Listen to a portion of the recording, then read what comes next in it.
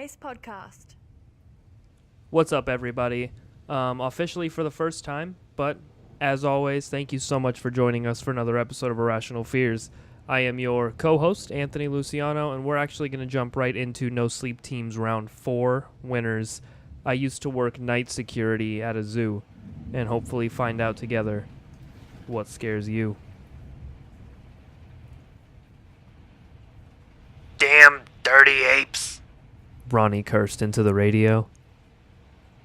What's going on out there? I asked, giving his quote a chuckle. I could hear the shrieking of the baboons in the background.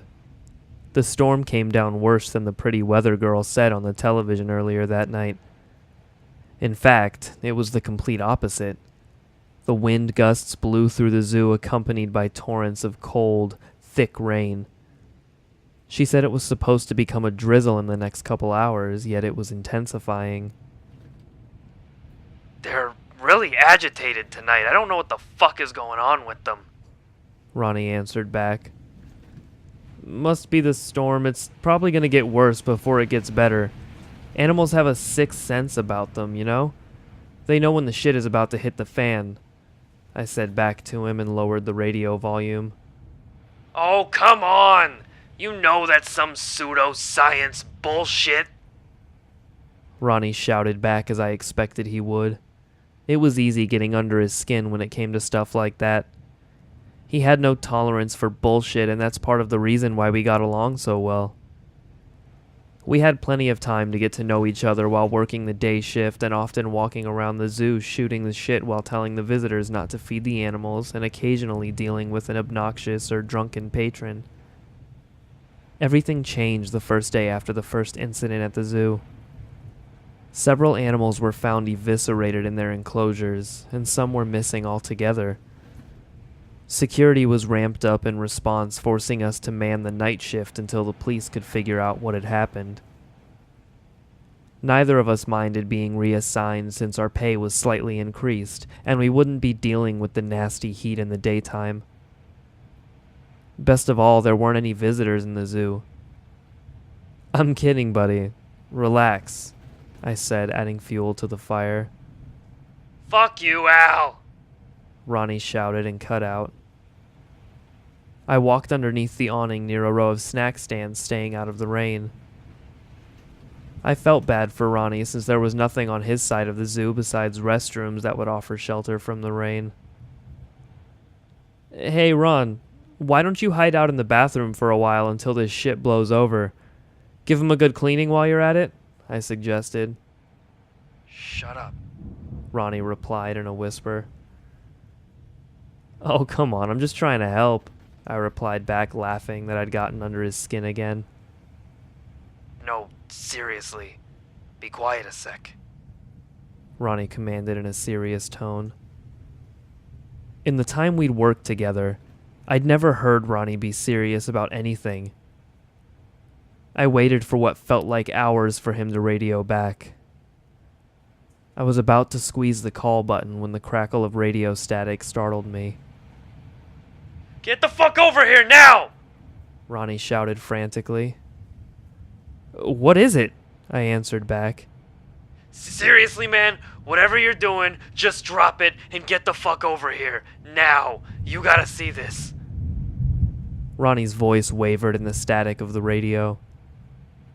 Though I was cold and soaked to the skin, I felt colder still when I heard him speak those last words. I'd never heard his voice waver like that. I'd never heard that undercurrent in it that couldn't be disguised. Fear. Be over there ASAP. Sit tight. The radio crackled and I headed from the shelter of the snack stands back to the parked golf cart. The plastic roof of the vehicle had little to shelter the console from the pouring rain. Everything was soaked and dripping. I hopped in and turned the key, my hands shaking from the cold. I buzzed away in the silent vehicle, along the black pavement of the zoo paths towards the primate enclosures where Ronnie awaited. The grounds were empty and quiet.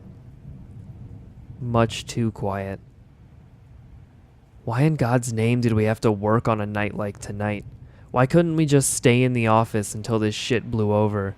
And now this nonsense with the apes?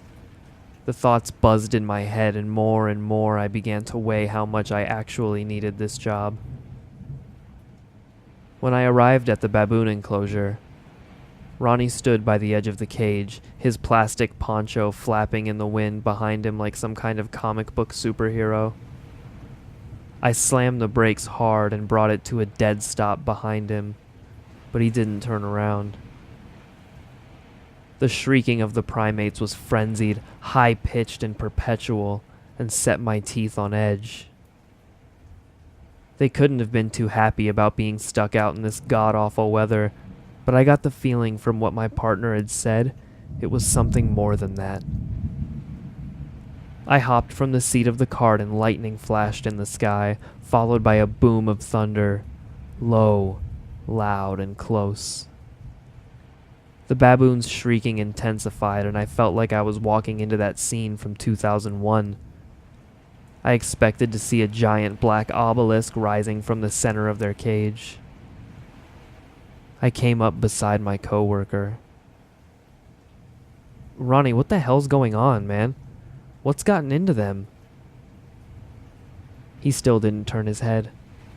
The pouring rain ran down his cheeks as he stared into the center of the cage. I followed his gaze and saw a swarm of the shrieking monkeys encircling something. They were feeding, tearing pieces of flesh and blood and ligament from an animal torso lying between them. Ronnie just kept staring his 1,000-yard stare. "It's human," he said slowly. "There's a human body in there." I felt ill as I glanced around the top of the enclosure. I figured that whoever's body was being torn asunder by a frenzied troop of baboons had gotten in from up there. There was an altogether too short railing at the top that opened up into the main level of the park. During the day, people could come and watch the baboons play from above instead of below. A few times in the past, there's been a few idiots who decided that they wanted to climb the railing to play with the baboons. There was only one time someone had successfully made it into the enclosure, but the guards were able to rescue them before the baboons got to them. This person hadn't been so lucky. "What the hell are we going to do?" Ronnie said blankly, staring at a rather large baboon leisurely chewing on a handful of flesh. I stood unblinking and uncertain of the best course of action. Obviously, we couldn't go in. Getting between a wild animal and its meal is inadvisable, and really there was no point. The person in there was deader than disco. Risking our lives for a corpse wasn't a reasonable course of action, especially because we didn't get paid enough for that. "We better call the boss," I said, turning toward the exit of the exhibit. "I think we should just call the cops right away," Ronnie said to me as we made our way back to the small office where our phones were protected from the rain. The boss had told us clearly after the first couple of incidents that we should contact him first. He'd take care of it. Something about us not getting paid enough to deal with this shit. He was right. Reminding Ronnie of this, he didn't seem pleased. He stared quietly, grumbling under his breath, spitting the rainwater from his mouth with every movement of his lips. Grabbing my phone, I sifted through to find George. After several rings, his wife answered the phone. Her quiet hello sounded groggy from being awoken. "Hi, Mrs. S. Is George around? There's been another incident." My voice cracked. "It's pretty serious." She yawned. "Hi, Al. George said he was going into work tonight. Something about a problem with the security system. You haven't seen him?" Placing my hand over the receiver so she couldn't hear me, I spun around to Ronnie, who was looking a little pale. You seen George tonight? He simply shook his head. We haven't. I'll keep an eye out. She yawned again. All right, dear. You two be careful in that storm. The only option now was to notify the cops. I didn't like it, but damned if we were going to go searching for George in the storm. Ronnie seemed relieved, more color flooding to his face. I'll call them, he said. All right, I don't want to, but I'll head back to the enclosure to make sure everything is secure, I said as Ronnie started dialing. The office was close by and I could still hear the monkeys shrieking. I made my way to the top of the enclosure to double check the locks on the doors. Realizing they were secure, I sighed and put my weight on the rail, tilting my head to the left in an attempt to not look down. My focus fixated on one of the trees, and that's when I noticed the piece of clothing that had been left behind. A few years back, George had gone on a trip with his wife. He came back with a red cap which seemed to be superglued to his head ever since. My stomach dropped as I sprinted back to the office. Flinging open the door, I yelled out to Ronnie, I think it was George! Fuck, Ron, his hat was in the enclosure. Ronnie froze with his thumb hovering over the call button, staring into the space I occupied. He blinked. No fucking way. I sighed. Yeah, way. I can hardly believe it myself. No. I mean, no fucking way. George never went near those things. You know, those damn dirty apes. He hates them. His hat was hooked on one of the branches with smears of brown and deep red. Apart from that, there was no way to identify the massive viscera lying on the bottom of the enclosure now. His hat was in there, Ron. He shook his head with a little too much conviction. That don't mean a thing. Could have fallen off. Then maybe the wind blew it in there. Ron hit call and put the phone to his ear. I slumped in the chair next to him, barely listening to his requests for police and an ambulance. I shut my eyes for just a minute when the sound of the rain became cracks against the window. Hailstones fell and littered the ground with pale, icy beads.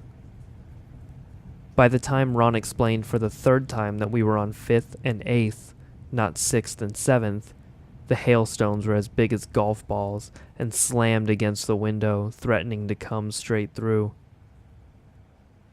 The cries from the park changed from excited gibbering to panicked shrieks. The lemurs in the enclosure next to the office ran around trying in vain to hide under the trees. Hailstones crashed down against the bars, exploding into fragments. Some got through the gaps and hit the ground inside like grenades. The unlucky animals took direct hits, some reeling from broken ribs, some slumped to the ground with a bloody mess on their skull. The ones that found hiding places fought for the space, pushing smaller, weaker ones into the fray. Shit!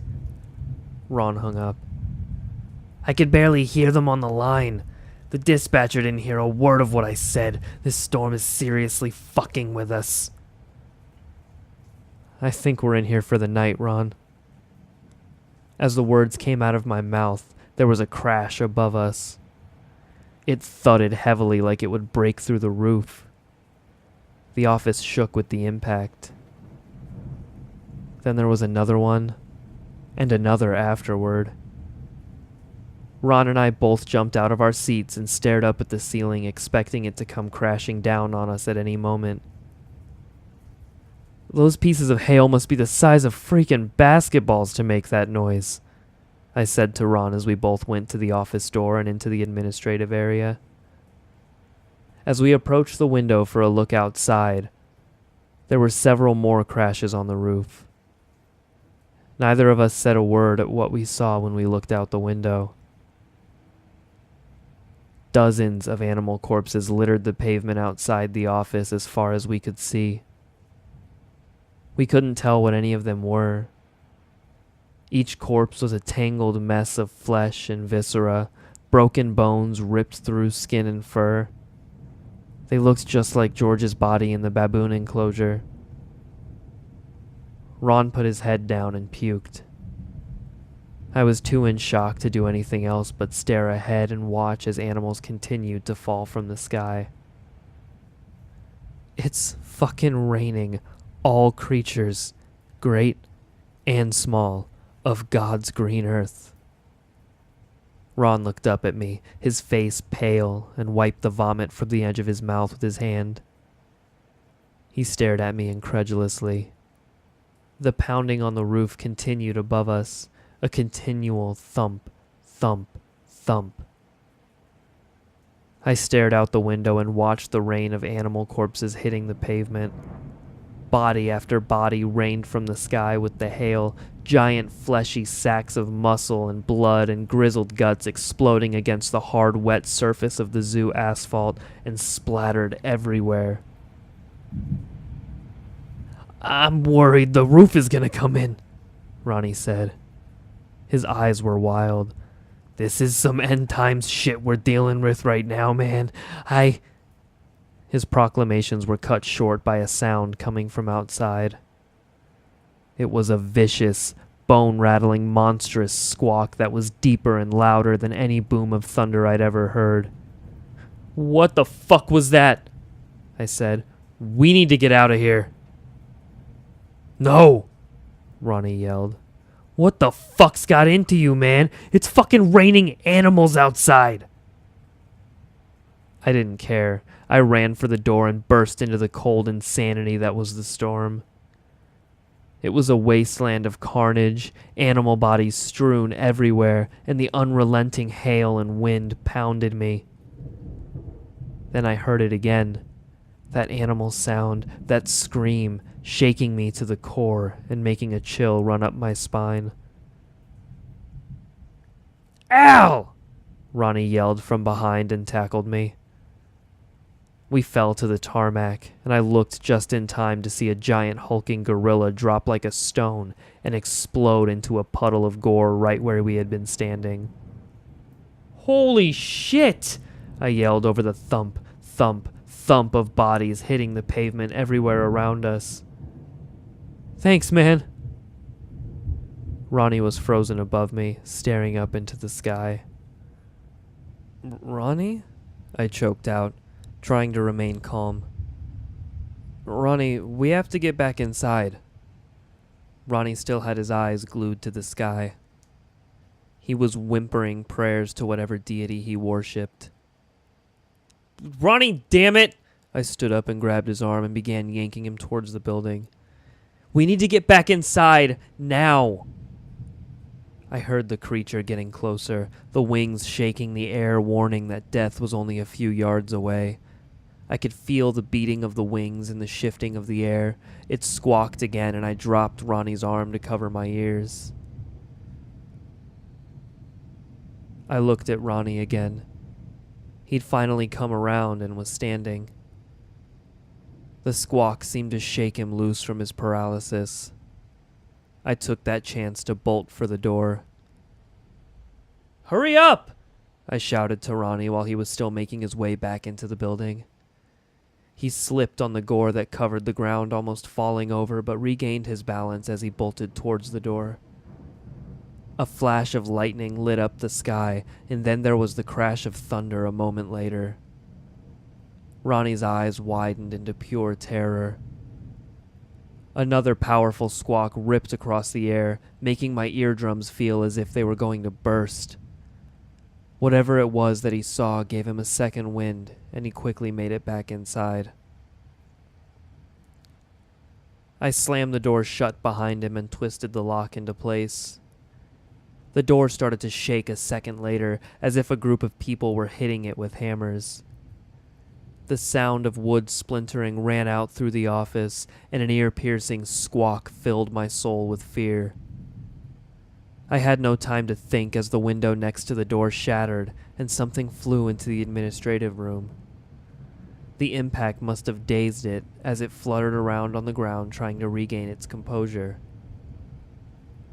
I felt a tug on my arm and Ronnie dragged me away into the security room. "Did you see that shit?" I shouted, knowing damned well that Ronnie had seen it. There were 1,000,001 questions on my mind. My adrenaline rush wouldn't allow me to formulate the words that I was trying to say. I was hoping he would have some sort of answer that would put my mind to ease as to what the creature was. "The sky, it's full of them," Ronnie replied through chattering teeth. I couldn't tell if it was from being cold or from fear. "I only saw the huge one and the one in the office," I said back confused. "I saw them all when the lightning flashed. They're circling above us. Hundreds of them," Ronnie explained. A cold shiver went up my spine. Ronnie sat down on a chair and put his palms to his face. He wiped away the blood that was getting into his eyes. I did the same, hoping to remove whatever I had on my face as well. "Coco," Ronnie said as if figuring out the answer to all of our questions in life. "What about Coco?" I replied.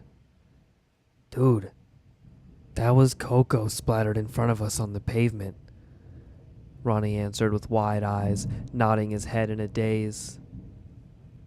"Yeah, there was a lot of animals out there.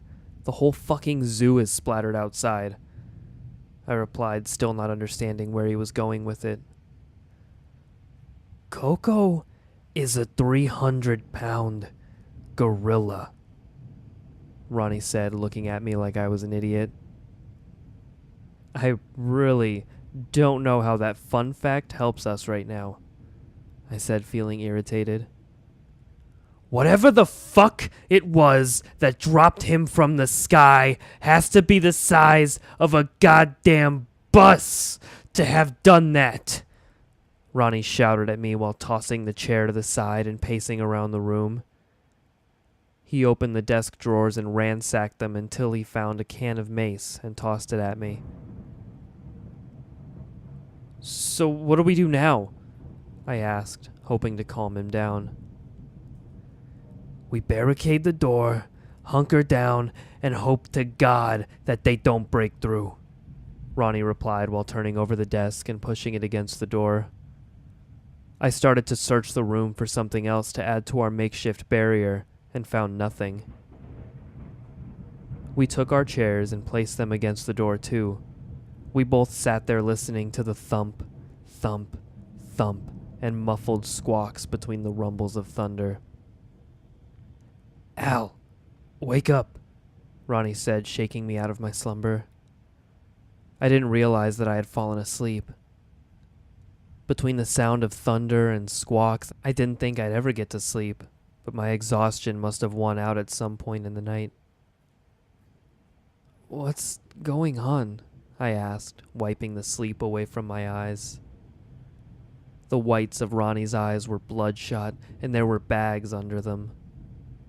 He must have stayed awake the entire night. "It's morning. The storm is gone. There hasn't been a thump on the roof in hours. I think it's safe, but I don't want a chance going out there without backup," Ronnie explained, pointing at the mace on the floor next to me. We made our way out of the security office, remaining as quiet as we could. Ronnie led in front, holding an improvised spear made from a broom handle we'd found in the closet. I stayed behind him with the mace ready to spray anything that came at us. As soon as we stepped out of the office door, the smell of rotting meat punched us in the face like we owed it money. I tried to hold back from vomiting, but the smell was too wretched. I tossed up whatever I had in my stomach, and then we continued onward with our hands over our noses and made sure to breathe through our mouths.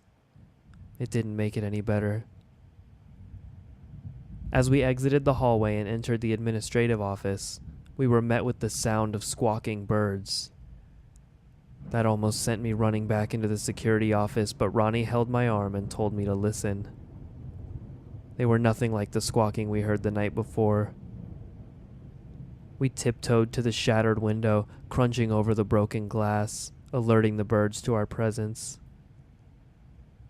A few turned their attention to us, then immediately went right back to enjoying their scavenged meal. They paid no mind to us as we took in the grisly view that the darkness of the night had hidden away from our eyes. Thousands of birds from miles around had smelled the stench of festering zoo animals and came to enjoy the buffet of leftovers the creatures from last night left behind. Entire carcasses were left behind that looked like they'd been torn apart, but none of the meat was taken. Only the bones seemed to have been removed. Birds of all shapes, colors, and sizes packed away with blood-smeared beaks at the carry-on.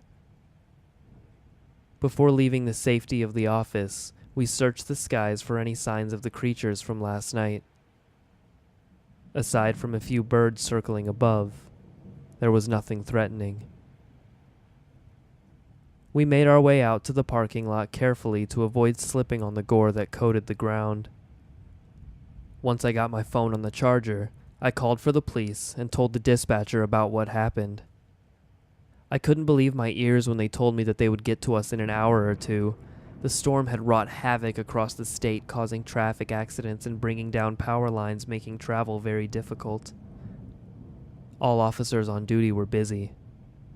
Ronnie took the phone from me and tried to berate some sense into the dispatcher, but apparently, even if every animal on Earth was killed, the police would still be more worried about taking care of human life first.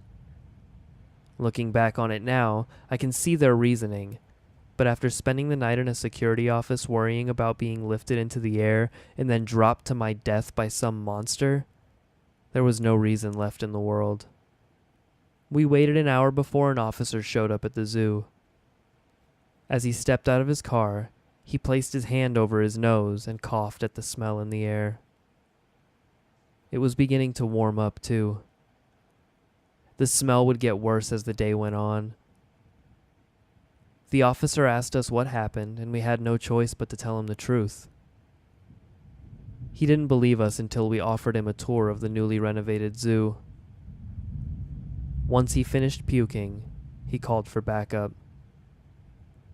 I imagine that the rest of the day must have been like that for everyone else that showed up at that horrific scene. It's been almost 12 years since the events of that horrible night. The zoo never reopened, and a month later it was bulldozed and the land was sold off to a company that built a warehouse there. Ronnie and I heard through the grapevine that the zookeepers and everyone else that worked there were told that it was closed because the owners had a change in morality about keeping animals caged up for human amusement. They were told that the animals were released into the wild or transferred to other zoos around the world. Any further inquiries led nowhere. The company offered very generous severance packages to the employees that lost their jobs. Ronnie and I were offered a substantial amount to compensate us for our troubles that night and to buy our silence. Non-disclosure agreements were a stipulation to getting our payouts and keeping them. Unfortunately, money talks, and it's very loud in the ears of a couple of guys that used to work security in a zoo. Plus, who was going to believe our story anyway? George's wife was the only loose end that the company had to contend with. She filed a missing persons report with the local police, and there was an investigation into his disappearance. The last anyone had seen of him was a security video showing him getting a drink at a convenience store and leaving the store never to be seen again. George never turned up. It pained me to have to keep my mouth shut about it, knowing that she was suffering the entire time. Luckily for her, it was discovered later on that George had a life insurance policy through the zoo, and Mrs. S got a pretty huge payout. She soon went silent on the matter as well. A few months after George disappeared, she moved out of town, never to be seen or heard from again. Just to be safe, I changed the names of the people involved and left out many of the specifics in case anyone from the company's legal department happens to stumble upon this. After more than a decade, I doubt anyone even bothers thinking about the zoo anymore except for me, and I guess that Ronnie may think about it often as well. There are still scars from that night that will last me a lifetime. The sound of thunder sends a cold chill down my spine and sends me running for cover in a panic. I've imagined seeing the outline of the mammoth beast circling in the clouds, waiting for me to come outside so that it can fly me into the air and drop me. The deafening squawk is the only thing that I can hear as I plummet to earth. My bones snap on impact, and everything goes dark. But I'm not dead. The smell of rotting animals awakens me from death. I see the birds pecking away with bloody beaks at the remains of splattered animals. I can't breathe. I can't think. Nothing feels right anymore. Once it passes, I'm fine again and I can continue to live my life as I have all along, with only one lingering thought in the back of my head that continues to haunt me to this day. They're still out there.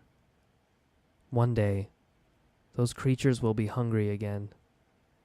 And the next time, they'll be bigger and looking to eat more animals like Coco instead of baboons.